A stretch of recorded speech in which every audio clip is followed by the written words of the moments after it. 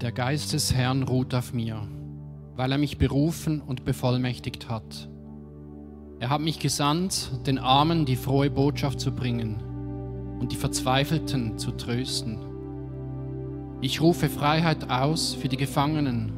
Ihre Fesseln werden nun gelöst und die Kerkertüren geöffnet. Ich rufe ihnen zu, jetzt erlässt der Herr eure Schuld.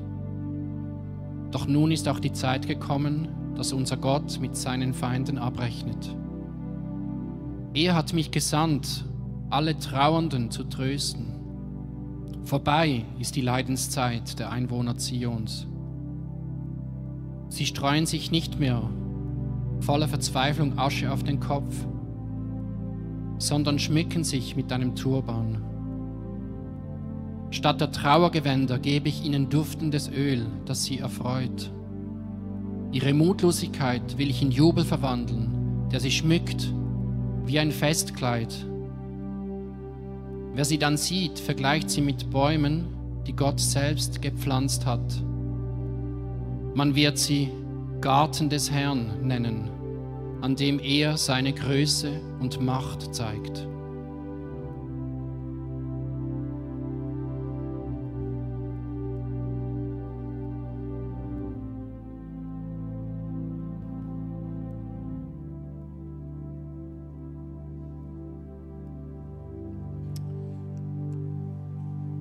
Das über 3000 Jahre alte Bibelwort aus dem Buch Jesaja ist damals in den 90er Jahren, als die Quellenhof-Stiftung gegründet worden ist, ein sehr wichtiges Wort gewesen. Und dieser Bibeltext hat seine Bedeutung bis heute auch nie verloren. Es hat damals dieser Sehnsucht Ausdruck zu geben, den Menschen in unserem Land können Unterstützung zu bieten, können Hilfe zu geben, können sozialdiakonisch tätig werden. Es sind die Jahre gewesen, wo die Drogenthematik am Platzspitz und Letten voll durchgeschlagen hat. Seitdem sind über 30 Jahre vergangen und die Worte klingen auch heute noch sehr hoffnungsvoll, wecken Sehnsucht und spendet da und dort auch Trost. Danke, Joe, für die kurze Einleitung oder die Einordnung von diesen Versen. Und heute wollen wir ein bisschen auf die Suche gehen, nach genau dem, was da beschrieben ist. Und mit uns, mit dem Joe und mir hier auf dem Sofa, sind Eva, der Noah, Nicole und Brigitte. Und sie werden heute ein bisschen von ihrer Geschichte und ihrem Herz mit uns teilen. Können wir mal ein bisschen Lärm haben für sie?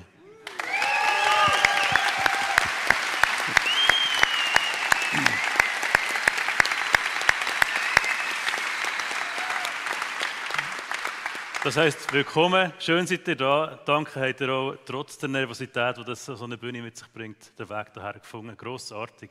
Wir werden gerade von Ihnen dann eben noch einiges hören. Aber zuerst noch mal ganz kurz zu dir, Joe. Jetzt so ungefähr 35 wird die Stiftung, oder ist sie, oder? Und ich meine, das, was wir da gelesen haben im Vers, das ist einfach Tagesgeschäft, oder? Es erfüllt sich genau so tagtäglich. Aber also einfach zur Sicherheit, ja. Nein, wir haben uns entschieden, zum Einstieg vielleicht ganz kurz auch ein paar Zahlen zu nennen und dann eben auch zum Schluss kommen, dass das Bibelwort so ein leuchtender Stern ist, aber dass unser Alltag da und dort eben auch deutlich anders ist. Die Quellenhof-Stiftung ist in diesen Jahren enorm gewachsen. Es sind mittlerweile so 15 kleine Betriebe, die irgendwo zusammengeschlossen sind in dieser Quellenhof-Stiftung. Mit den Zahlen ist es auch immer ein bisschen schwierig. Es ist wirklich schwierig, die irgendwie zu nennen. Wer tut man jetzt da zusammenzählen, wer addiert man? Und dann kommt dazu, dass ich immer auch noch ein bisschen übertreibe. Es sind ungefähr 300 Menschen, die bei uns in einem Jahr Hilfe suchen. Es sind ungefähr 180 Mitarbeitende, die an diesem Auftrag mitarbeiten. Wir haben ungefähr 70 junge Menschen, die entweder kurz vor einer Berufslehre stehen oder eben mitten in einer Berufslehre drin sind und auf Prüfungen schwitzen. So kommt das Ganze zusammen. Wir machen ungefähr 20 Millionen Umsatz für die Finanzen noch interessiert. Und wer jetzt da rein sitzt und das hört, der ist sich sicher, der kann das auch nachvollziehen, dass bei uns wirklich nicht immer Friede, Freude, Eierkuchen ist. Wir sind als Organisation von mittlerer Größe voll diesen Dynamiken vom Markt, es wirkt auf uns. Wir haben gleiche Herausforderungen wie andere Organisationen in diesem Kanton oder in diesem Land. Aber, und das können wir wirklich auch sagen, es gibt immer wieder auch so Geschichten, wo wir ganz demütig sagen, da hat wirklich Gott gewirkt. Da ist etwas von dem, was in dem Bibelwort beschrieben ist da Realität geworden, auch in unseren Reihen. Und ich glaube, die Personen, die da vorne sitzen, werden das vermutlich bestätigen. Aber darum bin nicht nur ich da, sondern wirklich die das dann auch erlebt haben. Ja, mal schauen, ob Sie es bestätigen dürfen, ehrlich reden, das haben wir so abgemacht. Das ist nicht quasi relevant. Nein, also, aber wir wollen jetzt gerade eben zu diesen Fragen zu euch kommen und vielleicht zuerst zu dir, Brigitte. Kannst du ein paar Worte sagen, was deine Aufgabe ist, da in der Stiftung? Willst du dir das Wort von Joe anschließen oder siehst du das komplett anders? Ja, bringst was du hast, genau. Also wie sieht der Alltag aus? Was ist so deine Wahrnehmung? Wie geht es dir in der Stiftung? Also, ich arbeite an der Fachstelle IV Arbeit und Wohnen zusammen mit der Esther, die heute auch da ist. Schön. Zu unseren Hauptaufgaben gehört, dass wir Anfragen und Anstellungen machen für angepasste Arbeitsplätze, für Tagesstruktur und Wohnen. Und weiter unterstützen wir unsere Teilnehmenden unterstützen in der beruflichen Entwicklung Richtung ersten Arbeitsmarkt, Jobcoaching, aber auch wenn es Richtung Bildung soll gehen und stehen auch sozialberaterisch bei Fragen zur Verfügung. Wie ich es erlebe, also ich geniesse immer wieder die ganz vielen Begegnungen. Es ist aber oft auch einfach das Bienenhäuschen und es passiert ganz viel, es sind grosse Dynamiken drin und gerade jetzt so in den Entwicklungsprozess, wo sehr wichtig sind, dass die passieren, also Prozessoptimierung und Digitalisierung, sind wir im Alltag sehr gefordert. Aber immer mit einem guten Miteinander. Ich erlebe viel Wertschätzung, man kann auch viel lernen voneinander und miteinander. Du bist ja auch Teil von GVC.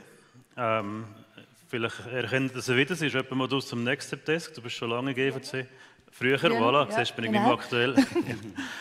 Aber du gehst schon lange da ein und aus. Und wir reden ja immer von diesem Miteinander, von diesem auch engen Miteinander. Wie erlebst du das?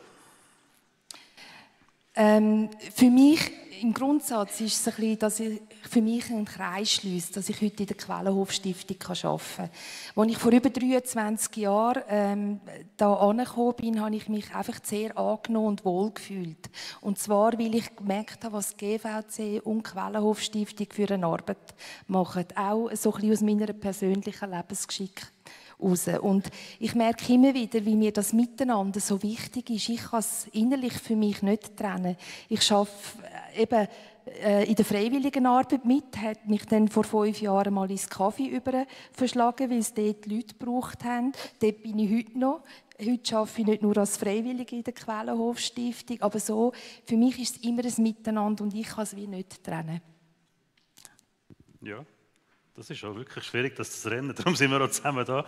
Und man muss es, glaube ich, auch nicht. Danke vielmals. Hey, wir kommen noch mal ein bisschen zurück zu dem Vers, oder zu diesen Versen, zu der Jesaja-Bibelstelle. Und ich möchte dich, Nicole, fragen, du bist seit 1,5 Jahren machst du das KV, gell, in der Quellenhof-Stiftung. Ja, genau.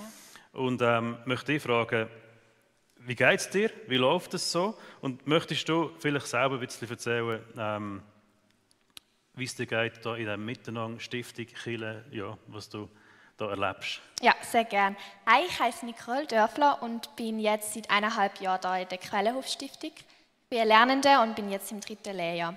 Also wie einige von euch wissen, habe ich nicht sofort angefangen da in der Quellenhof-Stiftung, sondern bin erst dazugekommen, weil ich bin davor in einer anderen Firma war und ich habe eben gemerkt, so, ich habe Hoffnung verloren. Ich habe auch mich selbst verloren irgendwie. Also ich habe gemerkt, es ist wirklich bergab gegangen und es ist wie ein kleines bisschen wie ein Teufelskreis für mich gewesen, weil ich habe gemerkt, hey, ich bin nicht mehr ich selbst gewesen.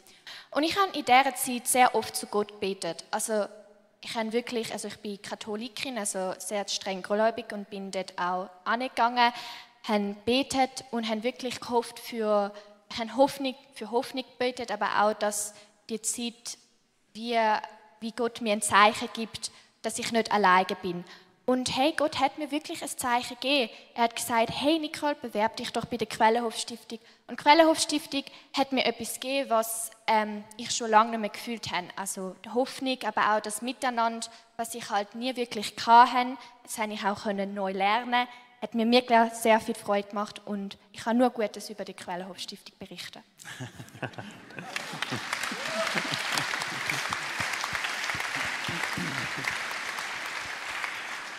Und gibt es eine Stelle in diesem Text, den wir vorher gehört und gelesen haben, die dich speziell inspiriert auf dich zutrifft? Ja, voll. Also der Satz, ihre Mutlosigkeit will ich in Jubel verwandeln, der sie schmückt wie ein Festkleid. Also das hat eben ganz gut meine Situation widerspiegelt. Ich selbst bin voll mutlos. Also ich habe eine lange Zeit nicht an mich geglaubt und auch allgemein, mir ist es wirklich nicht gut gegangen. Und ich habe eben gemerkt, mit Gott und mit der Quellenhof-Stiftung habe ich das überwinden. Ich bin voll glücklich, dass ich da bin, genau. Schön. Danke.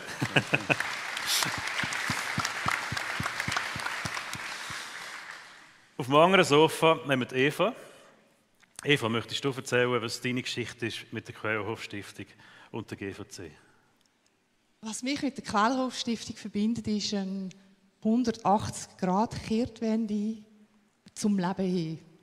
Ich war an einem Punkt in meinem Leben, wo ich nicht mehr leben wollte. Ich war schwerst depressiv, ich hatte Angstzustände, ich hatte mit Zwängen zu kämpfen, ich habe mich selber verletzt und ich hatte auch einen Selbstmordversuch hinter mir. Und in dieser Situation ist meine Mutter da in der Parkarena zu einem Konzert gegangen und hat im Foyer draussen eine Broschüre gefunden von der Quellenhof-Stiftung und ist so aufmerksam geworden auf das Therapieangebot von der Quellenhof-Stiftung. Und für sie war dann sehr schnell klar, dass das genau das Richtige für mich ist. Ich hingegen habe mich dann sehr schwer getan mit dieser Entscheidung, weil ich komplett hoffnungslos war, mutlos, ohne Lebenswillen. Und in dieser Situation hat sich die Quellenhof-Stiftung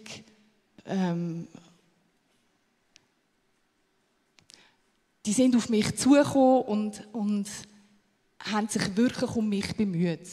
Die haben um mich geworben, förmlich. Und sie haben mich konkret gefragt, was braucht es, dass du Therapie machen kannst, was hält dich ab? Und ich habe dann eine Liste gemacht und wir haben die Liste zusammen angeschaut und haben Lösungen gefunden für jeden einzelnen Punkt, der mich abgehalten hat. Ein Punkt war, ich hatte grosse Probleme eben mit Hygienezwängen und für mich wäre es absolut unmöglich gewesen, auf einer gebrauchten Matratze zu schlafen. Also es war wirklich ganz praktisch gewesen, die Punkte, die wir durchgegangen sind. Und die Quellenhof-Stiftung ist tatsächlich hingegangen und hat für mich eine neue Matratze gekauft, die mich dann die 6 Jahre oder die 4 Jahre, wo ich in der Quellenhof-Stiftung in verschiedenen Wohnprojekten gewohnt habe, begleitet hat. Und so haben sie es mir möglich gemacht, nicht nur mit dieser Matratze, sondern auch noch mit anderen Punkten, die waren, dass ich Therapie machen und einen Weg zurück ins Leben finden. Ja.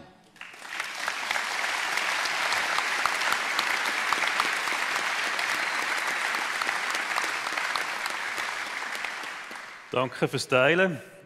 Hast du eine Passage aus diesem Bibelwort, das dich speziell anspricht? Genau der gleiche Abschnitt wie bei Nicole, dass eben die Mutlosigkeit in Jubel verwandelt wird. Ich werde dieses Jahr 50. Ich habe vorher gerade gemerkt, soweit es mir ist das 50. Jahr immer ein Jubeljahr in der Bibel. Und es ist wirklich ein Grund zum Jubeln für mich. Und ich bin heute da, um das mit euch zu teilen und mit euch zusammen zu jubeln.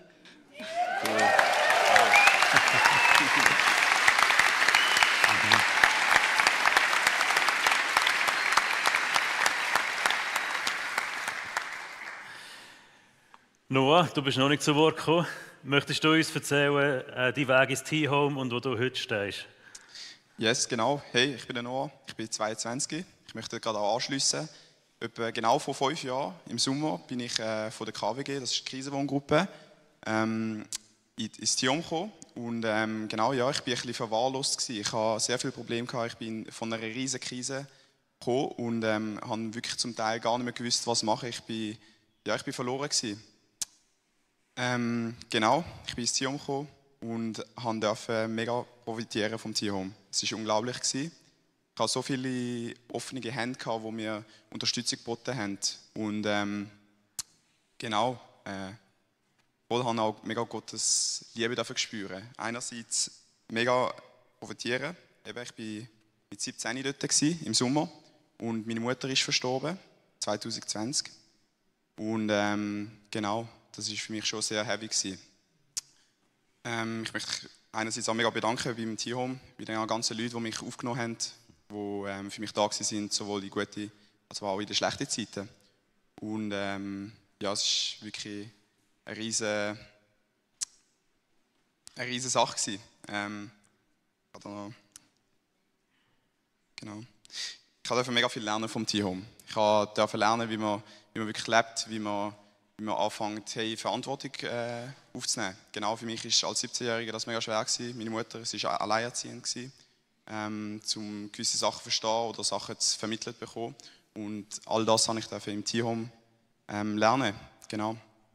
Darum möchte ich auch mega ermutigen, Leute, die in einer ähnlichen Situation sind oder auch Leute, die es einfach in der Familie nicht gut haben oder was weiß ich, was für Gründe, das unbedingt mal die Hilfe anzunehmen, die offene Hand zu sich zu nehmen. Genau, was auch noch ein wichtiger Punkt war, ich bin dort wirklich erstmal so in Kontakt mit Gott gekommen. Dann durfte in eine Small Group gehen von der GVC. Genau, My Church komme ich dann auch noch später dazu. Ja, für mich ist das wirklich eine riesige Chance, zum vieles lernen, zum Kochen, zum ja, in Kontakt zu kommen. Ich war wie ein Schwamm, der alles aufgenommen hat. Jede Angebot, das reinkam, ist, hey, no, möchtest du raus Fußball spielen, möchtest du dies machen? Und ich war einfach, hey, ja, ich mache das, weil mir hat das mega im Leben gefehlt. Und genau, voll. So ein bisschen die Thematik. Und yes, es war mega ein Entscheid für mich, auch zusammen mit Gott den Weg zu gehen und mich nicht aufzugeben und all die Leute, die mich auch nicht aufgegeben haben. Und ja, wenn ich bitten darf, einfach, ich denke, es sind ein paar Leute vom T-Home da, einfach einen Applaus für die. Also, wieso nicht?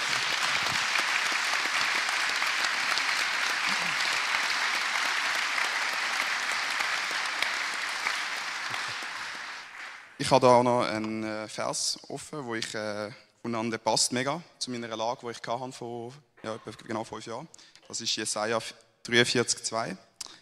Wenn du durch das Wasser gehst, will ich bei dir sein. Und wenn du durch Ströme gehst, sollen sie dich nicht überfluten. Wenn du ins Feuer gehst, wirst du nicht brennen. Und die Flammen werden dich nicht versengen. Genau, ich finde es ein mega Vers. Es ist sinnbildlich für mich, steht das mega so da, dass es quasi ist, hey, Gott ist da. Gott ist nicht da, um zu sagen, hey, es ist alles Friede, Freude, Eierkuchen, sondern vielmehr, es wird schwere Zeiten geben. Und die wichtige Message, die ich da rausgenommen habe, ist, dass Gott in dieser schweren Zeit mit dir ist. Er geht mit dir durchs Feuer, durch die Flut und alles. Und genau, da bin ich mega glücklich, dass Gott mit mir ist. Danke.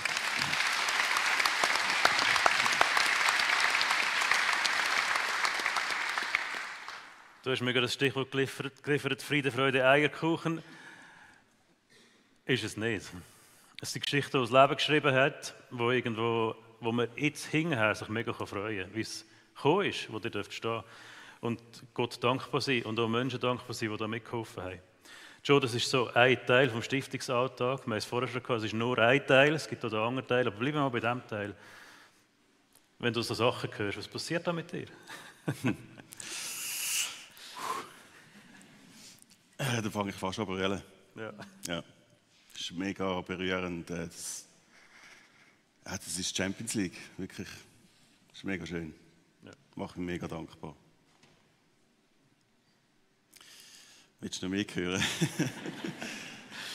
Nein, also für mich ganz persönlich, ich lerne viele Menschen kennen, die sagen, ich würde gerne eine sinnstiftende Tätigkeit machen, ich würde gerne irgendwo, ja, vielleicht nach einer Karriere oder so, wo man viel Geld verdient hat, etwas machen, wo dann eben so emotional wirkt und aufs Herz durchschlägt und so.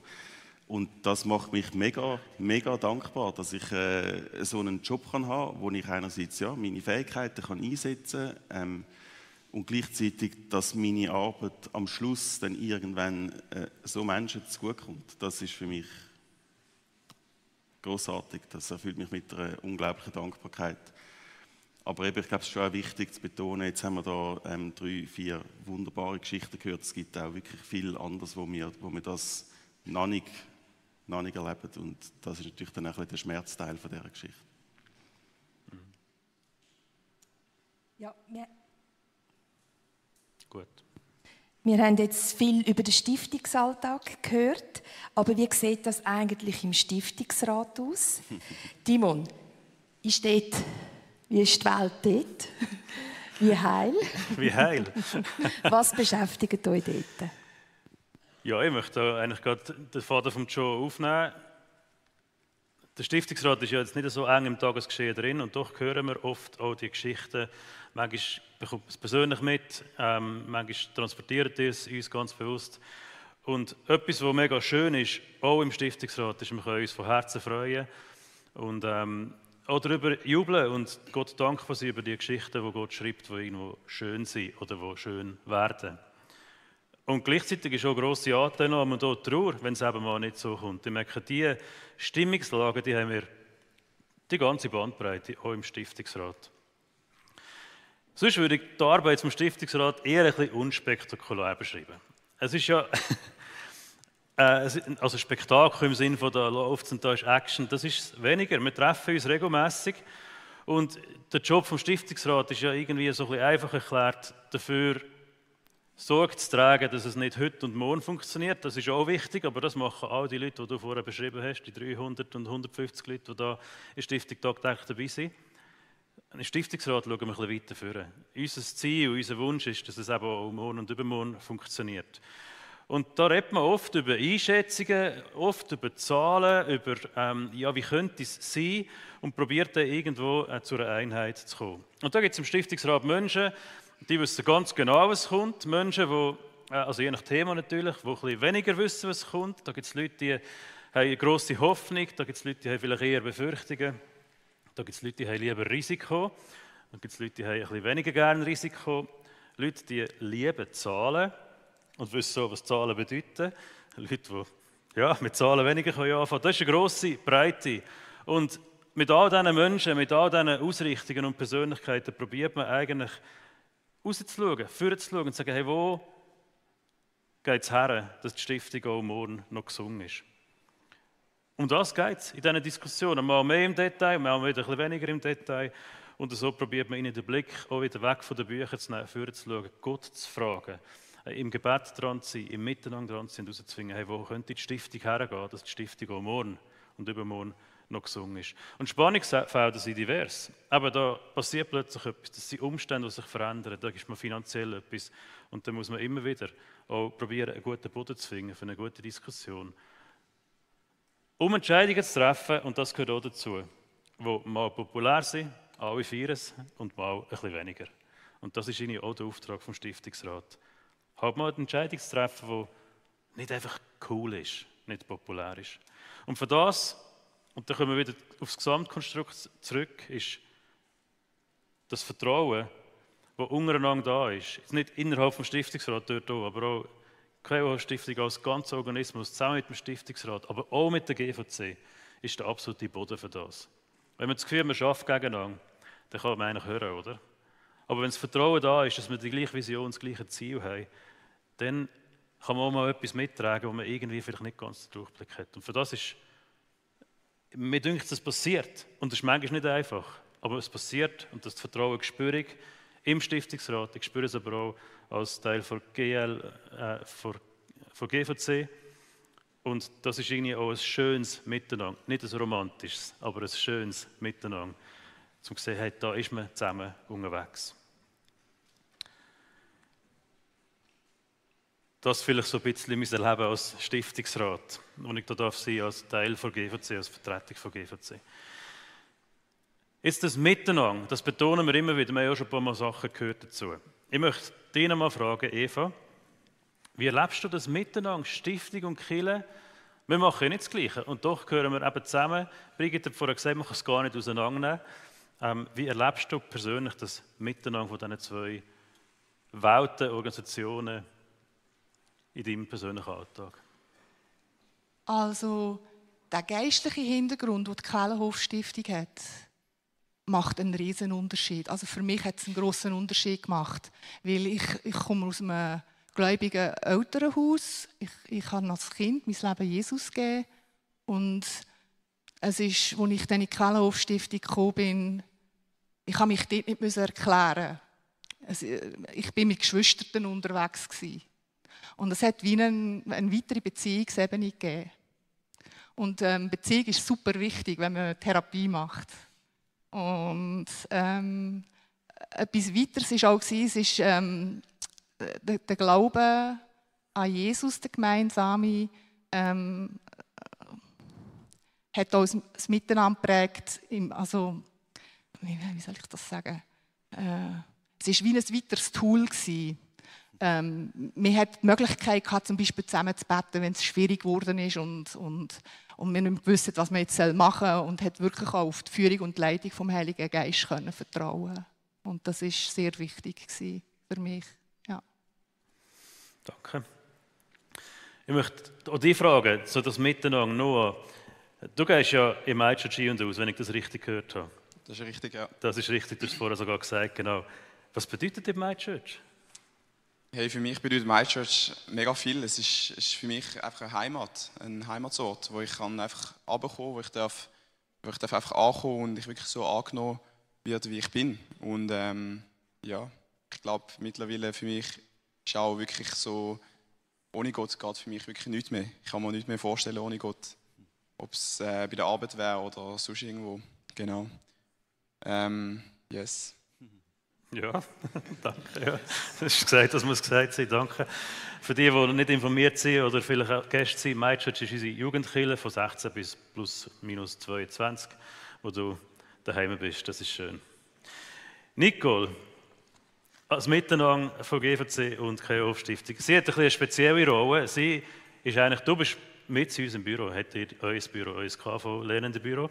Und der ganze Lärm und die ganzen Lachen und Stürmen und Streiten bekommst du eigentlich hautnah mit. Das ist natürlich immer sehr romantisch, oder? Aber also nervt dich das manchmal, oder wie ist das für dich, da mit im GVC-Staff eigentlich unterwegs zu sein? Hey, nein, manchmal sind die schon laut und ich denke mir auch manchmal, kann ja sein, dass ihr eine Comedy-Show da schmeissen oder Comedy-Show? So. Da fehlt ja auf Platz, Popcorn, oder? Nein. Also eure Freude steckt auch uns in der Quellenhof-Stiftung sehr an. Also wir sind auch mega gut zusammen. Also GVC und Quellenhof-Stiftung sind ja so, oder? Ja. Nein, die Offenheit, die ihr mitbringt und auch das Miteinander, das ist wirklich super. Also wir sind ja quasi im gleichen Büroflur, oder? Begegnet uns ständig zusammen. Und ja, ich würde sagen, unser Miteinander zählt viel mehr, also das Miteinander zählt viel mehr als jedes Dezibel, das ihr verursacht. Ist gut. Ich nehme jetzt nicht als Anlass, dass wir noch lauter werden, aber es ist doch schön zu hören, wie das bei dir ankommt. Grossartig, danke vielmals. Comedy-Show. Ja, das muss ich noch ein bisschen mitnehmen. Ich frage dich nachher persönlich, wer das der Comedian ist. Aber das sagen wir hier nicht auf der Bühne. Hey, wir kommen langsam zum Schluss. Wie sagt man, zu den Schlusswort schon fast schon. Ich möchte dich noch fragen, wir haben jetzt ein paar Mal gehört von diesem Bibelwort. Was ist es denn, das dich anspricht? Vielleicht gerade auch aktuell von diesem Bibelwort. Ja, es klingt ein bisschen kitschig, aber ich hätte auch das Bibelwort genommen, das Nicole schon gesagt hat, der Part, wo quasi Trauer sich in Jubel verwandelt, duftiges Öl, Festkleider. Weil das ist auch so ein Kulturbild, wo wir darauf hinschaffen, wo wir uns orientieren. Wir stellen uns häufig vor, dass wir mit allen Menschen, die in der Quellenhof-Stiftung ein- und ausgehen, regelmäßig so Feste feiern, lange, weissdeckte Tafeln, ein gutes Essen, Die Leute kommen geschmückt und an dieser Tafel, an diesem Tisch kann eben jede Person Platz nehmen. Egal wo, dass sie in der Stiftung schafft oder Therapie macht oder wohnt und auch völlig egal, welches sagen wir mal so Stadium oder in welcher Lebenssituation die Person ist, sondern dass wir so Orte schaffen können, wo die Leute können aufschnaufen können, irgendwo feiern auch, vielleicht auch die Teilerfolge, die da sind, oder auch mit einem Misserfolg können an den Tisch sitzen und gleich können eben essen, können trinken und das ist etwas ganz Wichtiges, können Gemeinschaft erleben. Und das ist für mich auch wirklich das Miteinander. Oder am Schluss gibt es eine Gemeinschaft für Menschen. Und das ist ein enormer Mehrwert, den wir haben als Quellenhof-Stiftung, dass da über die Gasse oder eben über den Bürotisch eigentlich eine Organisation ist, die ganz, ganz stark ist und unglaublich vieles bewirkt auf der Ebene der Gemeinschaft für Kinder, für junge Menschen, für ein bisschen ältere Semester, für 55 plus, für Senioren und ins Town Village etc. etc. Es gibt für jede Altersklasse ein Gemeinschaftsangebot. Und das müssen andere Institutionen mühsam aufbauen, Telefon in die Hand nehmen, könntet ihr jemanden mitnehmen oder so. Und wir können einfach sagen, geht in die GVC, das kommt gut. Gott mit euch.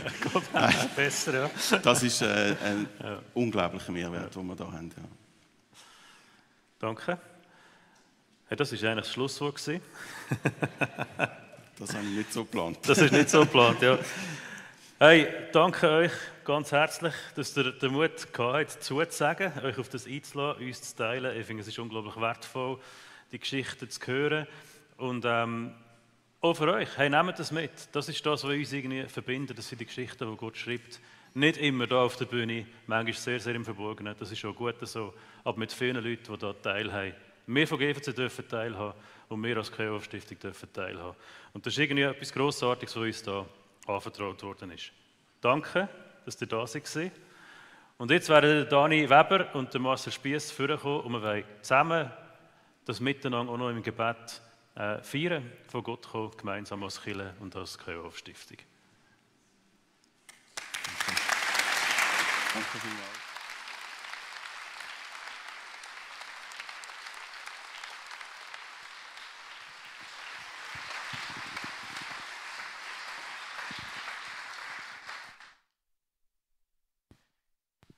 Danke euch vielmals, allen, die da mutig sind, dafür gekommen sind, angesessen sind und uns Einblick gegeben haben. Ich habe das ja jetzt auch das erste Mal so gehört. Nicht das erste Mal in meinem Leben, immer wieder so Geschichten, aber jetzt von euch so. Und mit mir macht es auch immer etwas, muss ich ganz ehrlich sagen. Dann weiss ich wieder vieles, wieso wir manchmal auch die schwierigen Zeiten zusammen durchgehen. Weil das lohnt sich. Und darum danke vielmals auch von meiner Seite da für all die Menschen, die sich da mutig gezeigt haben.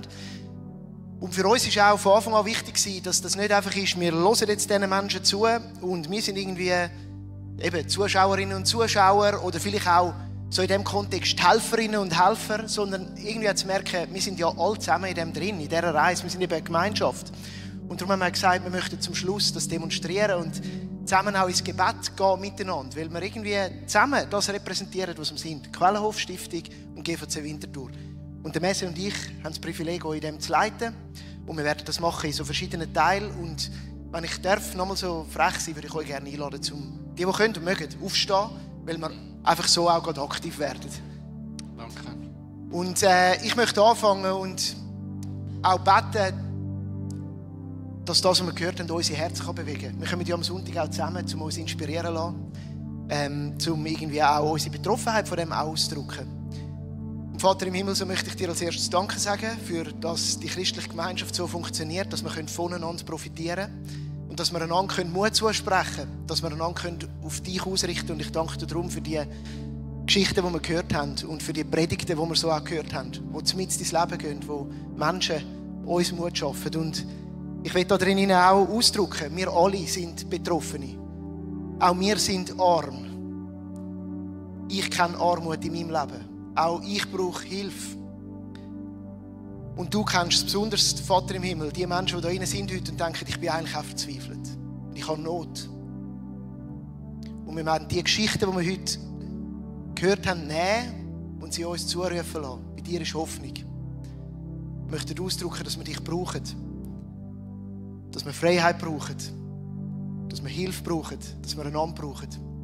Und wir wollen daran glauben. Und ich will dir das auch zusprechen, wenn du heute drin bist. Die Storys, die reden von einer Hoffnung. Und für dich gibt es auch Hoffnung. Und Vater im Himmel, greif du ein. Dort, wo wir Menschen da haben, die es besonders nötig haben. Es gibt auch einige Geschichten und viele Geschichten, wo es noch nicht durchgebrochen ist. Wo du noch zu wenig da bist, wo wir die Lösung noch nicht sehen. Wir wollen das nicht einfach wegschweigen. Wir müssen es wahrnehmen. Wir wollen dich bitten, greif ein. Zeig dich. Lass es unter uns geschehen. Führ und leite uns im Miteinander, dass wir das mehr und mehr leben können. Wir vertrauen auf dich. Ja, wir wollen danken und bitten anhand von den Stichwörtern, die wir Jesaja 61 mal vorher gehört haben. Ja, also wenn wir dir danken sagen, Jesus, wirklich für deinen Heiligen Geist, dass du den ausgegossen hast über unseren Werk, dass du ja mehr bist als eine Methode in dem Ganzen, sondern dass du wirklich das Quelle bist, die Quellenhofstiftung, dass du das Quellwasser bist, wo wir immer wieder profitieren dürfen. Ich danke dir für die Botschaft, wo du trägst, für die Hoffnungsbotschaft, die wir weitergeben dürfen, die wir selber empfangen, aber auch weitergeben. Aber auch Befreiung, da und dort, Befreiung aus Sucht, Befreiung aus Ängsten, Befreiung aus Depressionen, aus verschiedensten Themen heraus. Befreiung aus, ja, auch Verwahrlosung oder auch Befreiung aus Hoffnungslosigkeit und Perspektivlosigkeit. Danke, dass du die Botschaft hast von der Würde, dass du uns die Würde wieder gibst und zusprichst, wer wir sind. Ich danke dir für die Vergebung, dass wir auch aus dieser Vergebung herausleben dürfen. Dass wir in der Quellenhofstiftung erleben, wie du uns allen immer wieder Tag für Tag vergibst und uns befreist aus aller Schuld, aus allem, was wir vielleicht im Leben auf uns geladen haben. Und wo wir auch Menschen, die vielleicht ganz speziell auch Schuld auf sich geladen haben, dass sie erleben, wie du vergibst, wie du wiederherstellst, wieder erneuerst. Danke viel. Danke für den Trost, dass du der Tröster bist. Dass du, Heiliger Geist, der Tröster bist und das erleben Tag für Tag, dass es nicht ausreicht, den Trost, den wir geben dürfen, sondern dass du einen Trost oben drauf gibst, noch viel mehr Trost ist, als wir das jemals tun können. Danke für deine Würdigung, für deine Wertschätzung, die du uns gibst. Danke, dass du der bist, der die Würde zuspricht. Dass du der bist, der uns Anerkennung gibt, der uns immer wieder neu auch zuspricht, dass wir genügen, dass wir geliebt sind in deinen Augen, dass wir geschaffen sind für dich. Und ich danke dir auch für den Mut, den du uns gibst, den du uns gegeben hast in den letzten 35 Jahren, immer wieder Neues zu wagen, immer wieder neue Wege zu gehen, vielleicht auch über das Konventionelle aus. Danke vielmals für die Innovationen, die du geschenkt hast, unsere Herzen geleitet hast. Und so wollen wir auch bitten, noch mehr von dem Geist von dir, dass du uns noch mehr erfüllst, dass wir noch mehr können einfach erleben, wie du befreist, dass wir die Botschaft noch mehr aufnehmen können und können verstehen, was es heisst, dass wir es können weitergeben und auch können die Botschaft weitertragen. Noch mehr Befreiung wünschen wir uns, Herr. Befreiung aus Nöten. Befreiung aus all diesen Abgründen, wo man begegnet, Tag für Tag. Vergebung. Wir wünschen uns, Herr, dass noch mehr Menschen Zugang finden zu dieser Vergebung. Dass es nicht einfach nur ein psychologisch sich zureden ist, es ist schon gut, es kommt schon gut, sondern dass es eben tiefer geht, dass es wirklich eine tiefe Befreiung stattfinden darf, die einfach ganz tief im Herzen ist. Wir bitten dich um noch mehr Trost, Zuspruch, dass du an Menschen noch mehr Quellenhofstiftung führst, die Trost spenden können, Mitarbeitende und Mitarbeiter. Einfach, dass wir wirklich auch befähigt werden, den Trost weiterzugeben und auch dort, wo es reif ist, auch wirklich weiter ernten und die Chance nutzen. Noch mehr Würdigung, dass wir die wertschätzende Haltung wirklich noch mehr leben können. Ich bitte dich da wirklich um das Miteinander auch, mit der GVC und der Quellenhofstiftung, dass wir miteinander die Wertschätzung Menschen wieder echte Beziehungen anbieten können. Dass es über das ausgeht, was die Quellenhofstiftung bieten kann, dass wir eben als Gemeinschaft miteinander noch viel mehr die Wertschätzung leben können. Und der Mut als Werk, als GVC und Quellenhofstiftung miteinander, dass wir den Mut nicht verlieren, dass wir nicht aufgeben. Das ist also ein wichtiger Teil, was wir durchgetragen haben. Gib nicht auf, bleib dran. Und das werden wir wirklich auch noch in Zukunft tragen. Den Mut zu haben, nicht aufzugeben, weiterzuschauen, nicht zu resignieren. Das bitten wir dich, Jesus, von ganzem Herzen. Amen. Und zum Schluss möchte ich eine grosse Bitte noch anfügen, und das ist die um unser Miteinander. Wir beten für Einheit, weil wir glauben, dass du, Vater im Himmel, auch uns etwas geschenkt hast in diesem Miteinander, dass du uns berufen hast, zum Miteinander vorwärts zu gehen. Und so wollen wir uns auch nochmal bewusst als Kirche von meiner Seite und als Quellenhof-Stiftung zusammenstellen und sagen, wir wollen den Weg gemeinsam weitergehen. Wir bitten dich, mach uns eins. Schenk du uns die Fähigkeit, zum gemeinsam weitergehen. Und wenn wir um Einheit beten, dann heisst das auch, wir wollen jetzt sagen, dass wir immer wieder einen Schritt aufeinander zu machen. Und wir wollen sagen, dass wir auch Kraft brauchen, zueinander zu verzeihen und zu vergeben. Und wir wollen sagen, dass wir in dieser Einheit auch Mut brauchen, wieder Unmögliches zu wagen oder manchmal gedanklich Unmögliches, dort, wo wir alle Unmöglichkeiten sehen. Und wir wollen dir Danke sagen, dass in dieser Einheit auch ganz viel Hoffnung für die Zukunft liegt. Und dass wir uns auf das freuen können, da bin ich dir dankbar dafür. Mach du uns eins. Hilf du uns in unserem Miteinander. Wir brauchen dich ganz besonders da drin. Amen. Amen. Was für ein